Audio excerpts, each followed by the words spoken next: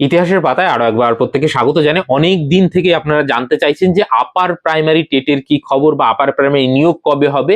আজকে আমি এই ভিডিওতে সম্পূর্ণ কমপ্লিট একটা গাইডলাইন দেওয়ার চেষ্টা করব যে আপার প্রাইমারির জন্য কিভাবে প্রস্তুতি নেবেন এবং আগামীতে কি কি হতে পারে। দেখুন, যেহেতু অফিসিয়াল কোনো আপডেট নেই, তাহলে কি অবস্থায় রয়েছে এবং যারা নতুন আছেন আগে কি কি হয়েছিল অনেকেই জানেন না, সেই বিষয়টাও জানাবো। তাহলে একটা স্বচ্ছ ধারণা হবে আপনাদের যে আপার প্রাইমারি নিয়ে কি কি হয়েছে। আপনারা জানেন আপার প্রাইমারি টেট 2015 পরে আর হয়নি দীর্ঘদিন, প্রায় 11 বছর 12 বছর হতে চললো, এবং তার আগে হয়েছিল 12 সালে। 12 সালের যে আপার প্রাইমারি টেট হয়েছিল সেটা হয়েছিল 120 নাম্বারের। তারপরে হচ্ছে 15 সালে জুন মাসের দিকে হয় আবেদন প্রক্রিয়া, এবং 15 সালেই পরীক্ষা হয়। 16 সালের সেপ্টেম্বর মাসে কিন্তু গিয়ে সেটা রেজাল্ট বের হয়। তার উপর বেস করে কিন্তু আপার প্রাইমারিতে আবেদন গ্রহণ করা হয়। আপনারা জানেন যে 16 সালের যে রিক্রুটমেন্ট প্রক্রিয়াটা 9-10 বাদ হয়েছিল, আপনারা প্রত্যেকেই জানেন।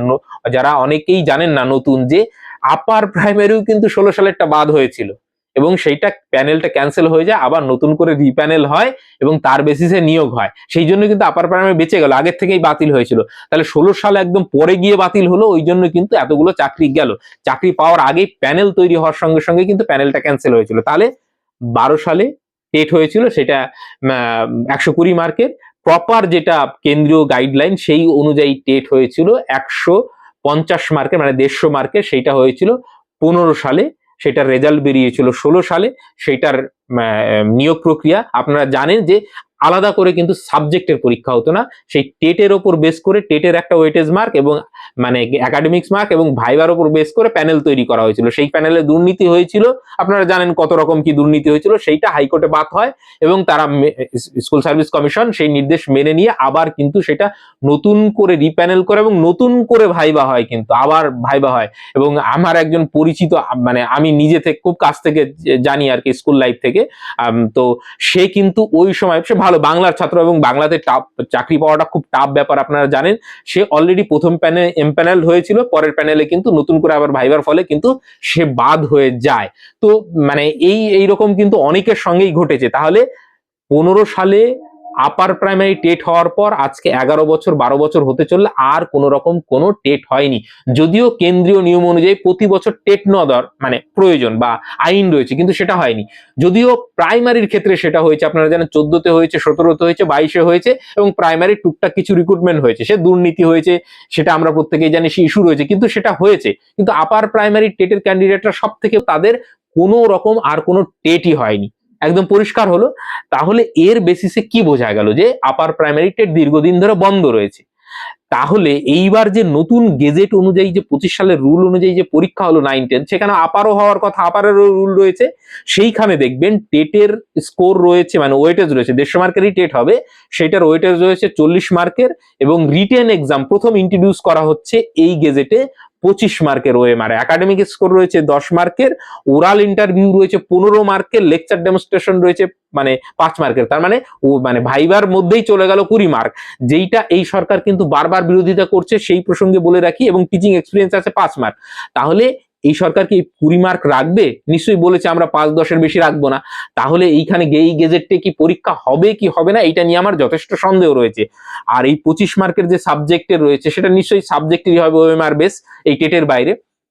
তাহলে একটা বিষয় পরিষ্কার হলো, এই নতুন গেজেট অনুযায়ী যদি হয় তাহলে টেটের ওয়েটে 40 এবং আলাদা করে সাবজেক্টের যে পরীক্ষা হবে সেটা 25 মার্ক রয়েছে।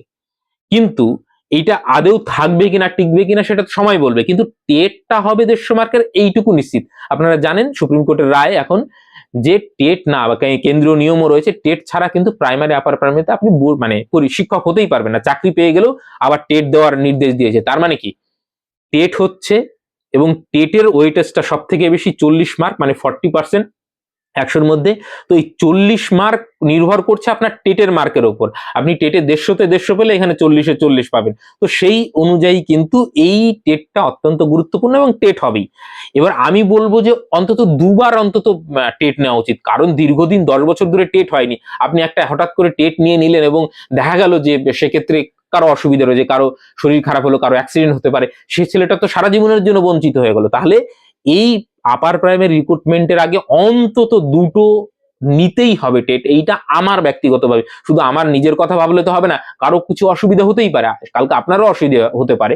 তো একটা টেট নিয়ে এতদিন পর আবার সঙ্গে সঙ্গে আপনি আপার প্রাইমারি নিয়োগ করবেন, এর থেকে ভালো অন্তত দুটো টেট নেওয়া প্রয়োজন। এটা আমার ব্যক্তিগত মতামত বললাম, আপনারা আপনাদের মতামত বলতে পারেন। তো যাই হোক, তাহলে টেট হচ্ছে, এবং টেটটা আপনাদের ভালো মার্কের সঙ্গে র্যাঙ্ক করলে, মানে যত বেশি মার্ক এগিয়ে রাখবেন, সেইটা হচ্ছে এই 40 মার্কের মধ্যে আমি তত বেশি এগিয়ে থাকবেন। এইটা গেল। বাকি একাডেমিক স্কোর আপনি চেঞ্জ করতে পারবেন না। সাবজেক্টের যদি 25 মার্ক আসে তাহলে ভালো কথা, বা চেঞ্জ হলে সেটা ভালো কথা।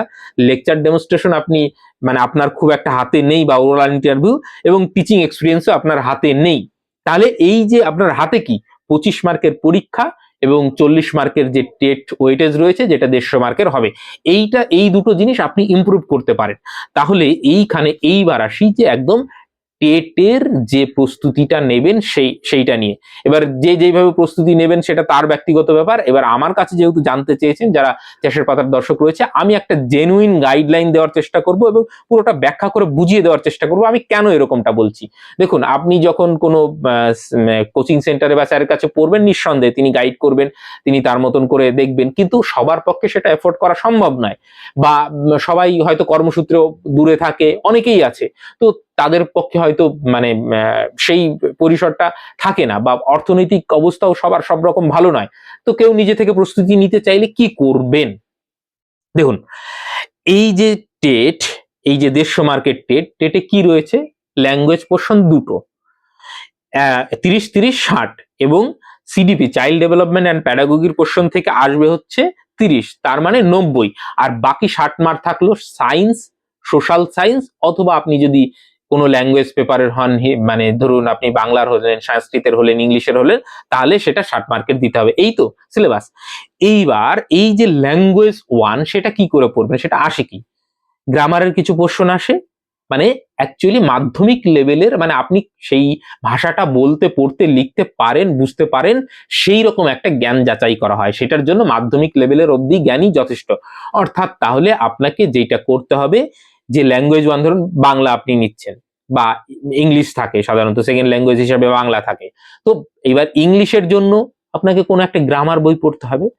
এইবার এই গ্রামার বইটা কোথা থেকে নেবেন? আপনার যদি কোনো পুরনো গ্রামার থাকে 6, 7, 8 এর মধ্যে, 8 এর হলে ভালো হয়, বা মাধ্যমিকের হলেও ভালো হয়, সেই গ্রামার বইটা আপনি প্র্যাকটিস করুন। গ্রামারের যে টপিকগুলো রয়েছে, আপনারা সিলেবাসটা দেখবেন। সিলেবাসটা কোথায় দেখবেন?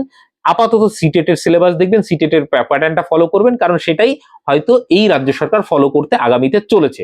এবং আমি সিটেটের সিলেবাস দিয়ে দিয়েছি, গ্রুপের লিঙ্ক আমি নিচে দিয়ে দেবো, সেইখানে গিয়ে, বা আমি টেলিগ্রামের চ্যানেলের যে মানে সিটেটের যে সিলেবাস, সেইটার লিঙ্কও দিয়ে দিচ্ছি, সেইখানে গিয়ে আপনি দেখে নিতে পারেন। তাহলে এক হচ্ছে, আপনার কাছে যদি কোনো গ্রামার বই থাকে সেইটাকে বেস করুন মাধ্যমিক লেভেলের, অথবা যদি আশেপাশের কোনো ভাই বোনের কাছে থাকে সেইটা থেকে নিন, অথবা আপনি যদি মনে করেন যে না আমি একটা নতুন বই কিনতে চাই, আমি এর আগেও বলেছি এই গ্রামার বইটা, এইটা কিন্তু মানে অনেক হায়ার, এইটা শুধু প্রাইমারি না, সবকিছু কভার করবে। আপনি যত কম্পিটিটিভ এক্সাম পরীক্ষা দেবেন সবগুলোই কভার হবে। আপনার যদি মনে হয় এরকম আমি সবগুলোই তো দিচ্ছি, তাহলে একটা ভালো বই কিনে নি, তাহলে এই বইটা কিনতে পারেন। না হলে বলবো আমি যে আপনার কাছে যেটা আছে, বা আশেপাশের থেকে যদি সিনিয়র কোনো দাদার দাদির কাছ থেকে জোগাড় করতে পারেন সেটা ভালো।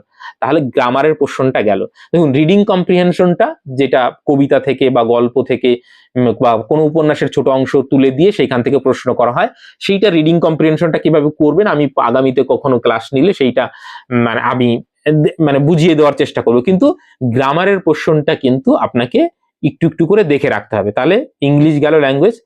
বাংলার ক্ষেত্রেও এই সেম কথাই বলবো, আপনার কাছে যদি মাধ্যমিক লেভেলে কোনো গ্রামার থাকে সেটাকেই ফলো করুন, অথবা আপনি যদি আশেপাশের কাছ থেকে জোগাড় করতে পারেন তাহলে টাকা খরচা করার দরকার নেই। কারণ দেখুন, আমি যাদের উদ্দেশ্যে বলছি, যারা আর অর্থনৈতিকভাবে একটু মানে হয়তো সবটা গুছিয়ে উঠতে পারছে না, সেই জন্য কিন্তু আমি এই মানে ইয়েগুলো মানে সাজেশন গুলো দিচ্ছি, যে কিভাবে কম টাকায় আপনি সব থেকে বেস্ট মানে প্রিপারেশনটা নিতে পারবেন। এবার দেখুন, এইরকম বইয়ের কথা আপনাকে আমি বলতেই পারি, এই যে এই বইগুলো, টেটের বাজার চলতি বই, ওগুলো বই, এগুলোর কথা বলতেই পারি, কিন্তু এই বইগুলোতে কি হয় বলুন তো, একটা নির্দিষ্ট লিমিটেশন, এটা প্র্যাকটিস করার জন্য ভালো, কিন্তু আপনি যদি কমপ্লিট প্রিপারেশন নিতে যান তখন কিন্তু ওই একটা বই দিয়ে 100% হয় না।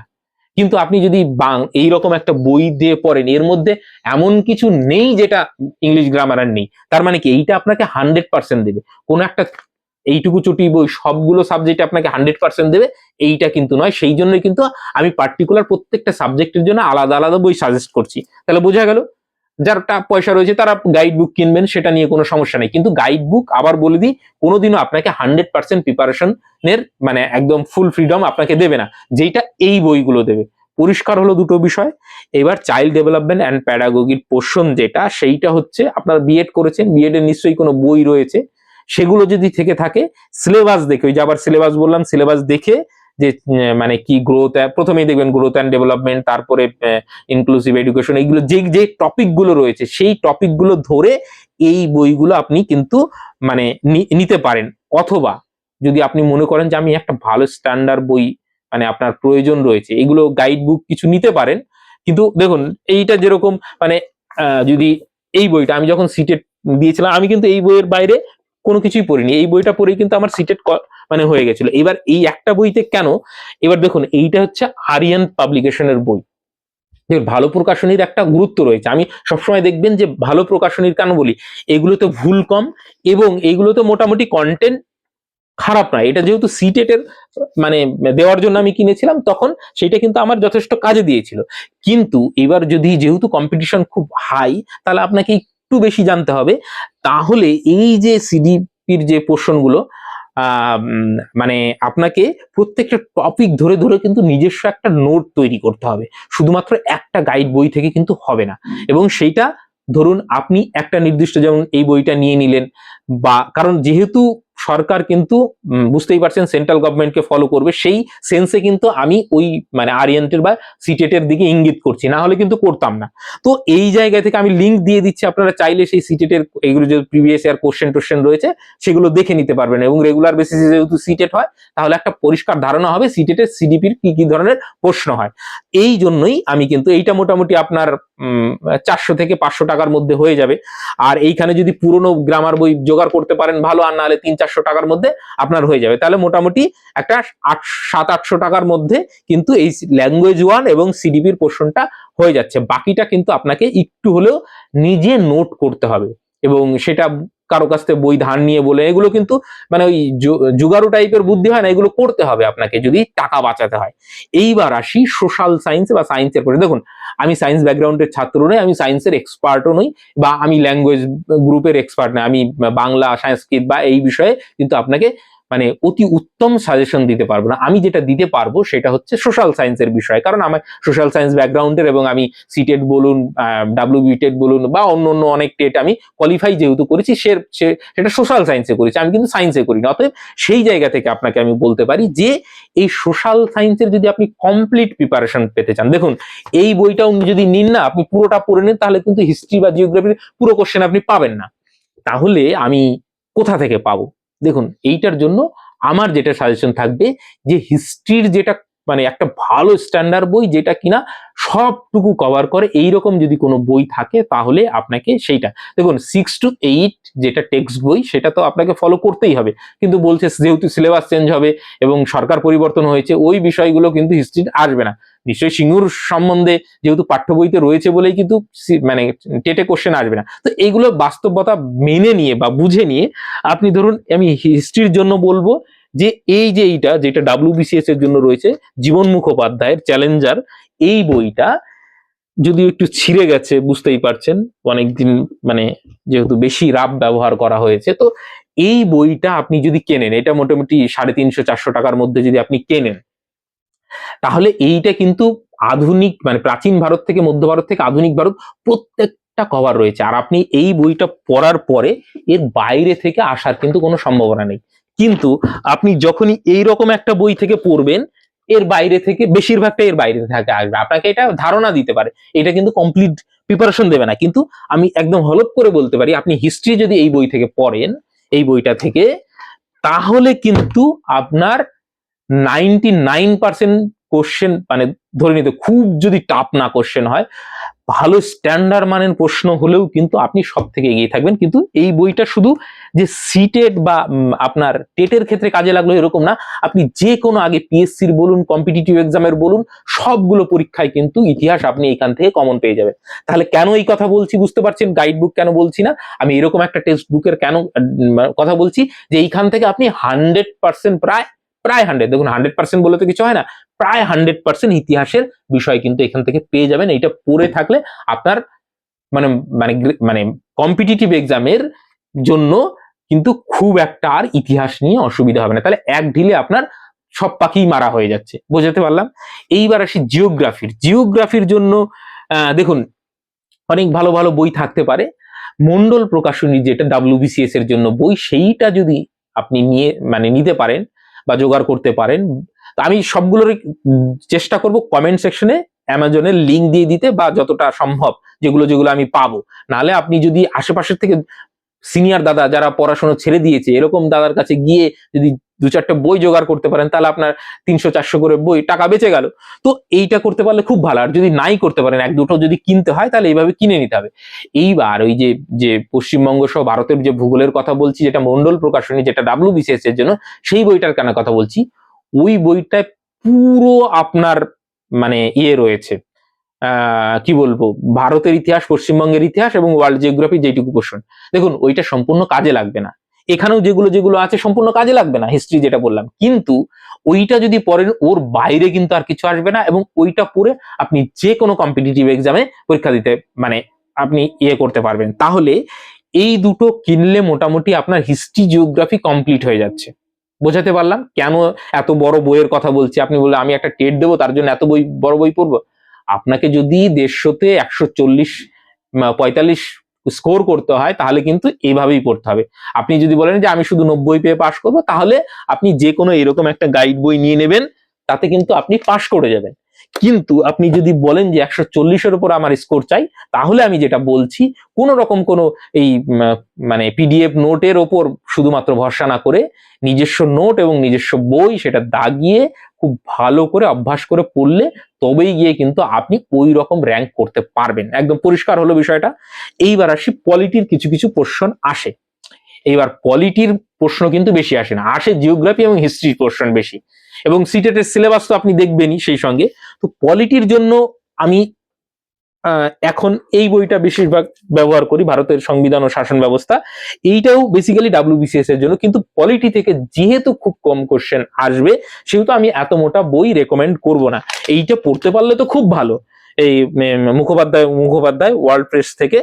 কিন্তু আমি বলবো তুলসীর একটা বই হয় যেটা সংবিধানের ওপর, সেইটা পড়লেও কিন্তু আপনার পলিটির পোর্শনটা পুরোপুরি কভার হয়ে যাচ্ছে। তাহলে সোশ্যাল সায়েন্সের বিষয়টা একদম পরিষ্কার হলো যে আমি হিস্ট্রির জন্য জীবন মুখোপাধ্যায়ের বই পড়বো, যেটা হচ্ছে WBCS এর জন্য, যেটা আমার সমস্ত পরীক্ষা হেল্প করবে। আমি জিওগ্রাফির জন্য মন্ডল প্রকাশনী, যেটা WBCS এর জন্য, সবটুকু পড়বো না, সিলেবাস দেখে এবং কোশ্চেনের প্যাটার্ন দেখে কোন কোন টপিক গুলো থেকে প্রশ্ন এসছে সেগুলো থেকে পড়বো। তাহলে আমার 100% প্রায় কমপ্লিট হচ্ছে। পলিটির প্রসঙ্গটাও আমি মোটামুটি তুলসী থেকেই পড়লে হয়ে যাবে, এরকম একটা চটি বই, কারণ পলিটি থেকে খুব বেশি কোশ্চেন আসে না। একদম পরিষ্কার হলো। তাহলে এইটুকু যদি করতে পারেন, আপনার কি মনে হয়, আপনি বলুন যে আপনার কি কোচিং এর দরকার আছে? আমি যে গাইডলাইনটা আপনাকে দিলাম, এবং এগুলো কিন্তু আমি নিজে পড়ে দেখে শুনে নিয়ে কিন্তু বলছি, এমন না যে আমি এই প্রসেসটার মধ্যে দিয়ে যাইনি। ঠিক আছে?